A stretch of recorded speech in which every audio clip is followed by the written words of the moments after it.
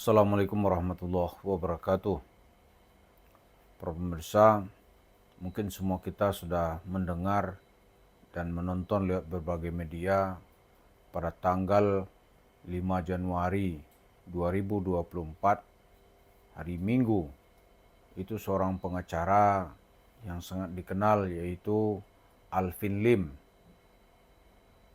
meninggal dunia karena sakit, yaitu gagal ginjal, gangguan jantung, dan berbagai penyakit lainnya yang tidak mampu ditolong oleh dokter, sehingga ajalnya mendatanginya di dalam usia yang belum begitu belum begitu tua gitu.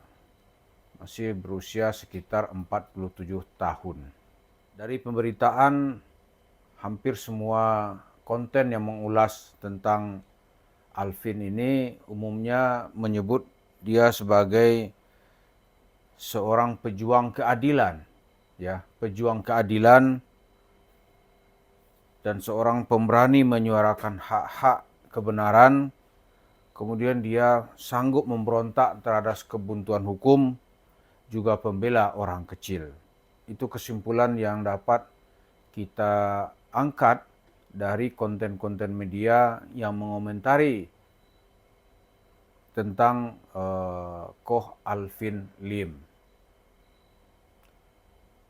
Dari karangan bunga yang sangat banyak di sekitar rumahnya, itu juga menunjukkan bagaimana penghormatan baik teman-temannya sebagai pengacara maupun masyarakat di sekitarnya dan orang-orang yang sangat mengenal kiprah Alvin Lim.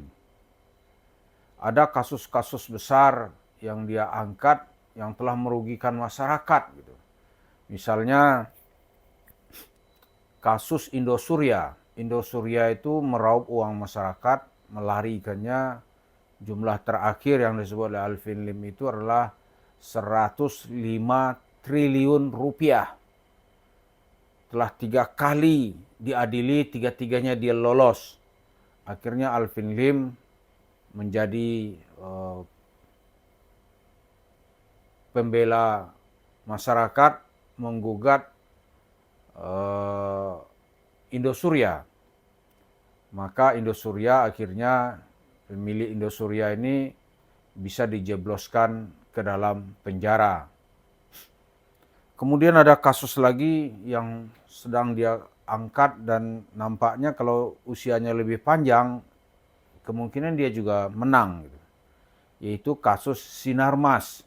Ini dari berita-berita ternyata mengerikan sekali ini perusahaan, merugikan kepentingan bangsa dan negara. Kemudian ada lagi, Alvin Lim ini juga terkenal, dia kalau membela, walaupun dia beragama Kristen, tapi arti Kristen menurut dia itu adalah keadilan, kemanusiaan. Jadi dia tidak peduli sesama Kristen misalnya, atau pendetanya, atau pastor, dia nggak ada urusan. Itu dalam tayangan podcastnya bagaimana dia memaki-maki pendeta yang dianggapnya sebagai manusia brengsek. Ya kan? Lalu apa bedanya Alvin Lim ini kalau kita bandingkan dengan Yusuf Mansur? Bedanya tentu antara bumi dengan langit. Langitnya bukan langit pertama, tapi langit ketujuh gitu. Tidak ada sifat-sifat kemuliaan yang dimiliki oleh Alvin Lim ini ada pada Yusuf Mansur. Alvin Lim membela orang kecil, Yusuf Mansur meraup, menindas orang kecil. Alvin Lim mau memperjuangkan orang-orang yang dirugikan. Yusuf Mansur ini hadir untuk meraup uang masyarakat dan merugikan masyarakat. Alvin Lim misalnya nih banyak dimintain oleh orang kasus-kasus yang dia dirugikan, baik secara perdata maupun pidana. Tapi Yusuf Mansur dia tokoh utama, menjadi pelaku yang menjual agama, menjual Tuhan untuk meraup keuntungan duniawi, yaitu bagaimana mendapatkan uang dari cerita-ceritanya itu. Alvin Lim ini pernah melawan gitu. Melawan jaksa di seluruh Indonesia. Dia lawan. Dilihat lagi bagaimana Alvin ini berani mengatakan itu pejabat-pejabat banyak yang dia caci maki gitu. Termasuk ya yang masih aktif sekarang ini. Apa itu bangsat itu, dia bilang ada 4 manusia-manusia brengsek yang bercokol di 4 institusi. Yang pertama dia sebut itu manusia yang bercokol di institusi kepolisian. Yang kedua manusia yang bercokol di institusi kejaksaan. Yang ketiga para hakim. Yang keempat sipir di penjara. Waduh, dia sekat itu sebagai orang-orang yang menindas masyarakat. Kalau Yusuf Mansur tentu saja dia menikmati bagaimana dia juga ikut sebagai penindas.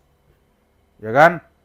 Jadi kalau boleh nih, Alvin Lim ini mungkin berada di barisan orang baik-baik.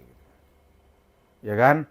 Tapi Yusuf Mansur ini berada di barisan manusia-manusia brengsek. Kalau yang ini mengajak kepada kebenaran, kalau ini menindas kebenaran. Jadi bedanya jauh sekali. Saya pernah mengusulkan dulu tuh kepada jemaah masjid kota wisata yang dirugikan oleh Yusuf Mansur. Di mana anggotanya kan ada 250 orang yang ditilap duitnya oleh Yusuf Mansur yang berjumlah 55 miliar rupiah. Saya bilang bagaimana kalau kita minta tolong kepada Alvin Lim. Ya banyak saat itu yang setuju, bahkan Pak Zaini Mustafa sendiri senang sekali kalau memang bisa memenuhi syarat-syarat kita. Gitu. Tapi ini baru dalam tingkat ide. Gitu. Kita belum sempat sowan, belum sempat berkunjung, belum sempat bertukar pikiran. Rupanya usianya tidak panjang, malaikat mencabut nyawanya, dan kita atau jemaah masjid kota wisata buat sementara gitu. Dia kehilangan suluh yang akan menjelaskan dan menerangi bagaimana proses keadilan ke depan. Tapi nggak apa-apa, dengan kondisi sekarang ini Yusuf Mansur tetap terpukul. Dia nggak mungkin bisa melawan kebenaran yang diperjuangkan oleh banyak orang. Satu orang dia mungkin bisa sukses, 2 orang mungkin bisa diperdaya, gitu. Tapi dia mustahil bisa mengatur semua orang. Jadi mestinya Yusuf Mansur lihat juga orang kok ya dalam tanda kutip tidak seagama. Gitu. Dan kalau dari segi keturunan dia tuh dari keturunan minoritas, tetapi dia mengabadikan hidupnya untuk membela kebenaran. Saya lihat tadi itu di YouTube Anak Bangsa TV. Wah itu dia dilihat juga bagaimana Alvin Lim ini telah memberikan seluruh jiwanya, seluruh hidupnya untuk membela kebenaran dan keadilan. Untuk membela orang kecil. Gitu. Kasus-kasus besar kalau ditangani oleh Alvin Lim itu bisa orang-orang yang mempercayakan kasus hukumnya bisa memperoleh keadilan. Karena itu ada rumus yang dia pakai, no viral, no justice. Kalau tidak kita viralkan, kita tidak akan memperoleh keadilan. Karena itu biar memperoleh dapat keadilan, mari kita ributin sama-sama. Itu saya kira sebuah idiomatik yang diungkapkan oleh Alvin Lim. Ini juga kita pakai kepada Yusuf Mansur. Kita viralkan terus biar keadilan berpihak kepada orang-orang yang tertindas. Kalau enggak, Yusuf Mansur enteng aja dia merasa itu dia tuh kekasih Tuhan, padahal kita yakin dia tuh orang-orang yang akan dilaknat oleh Allah. Dia yakin benar, gampang aja dia.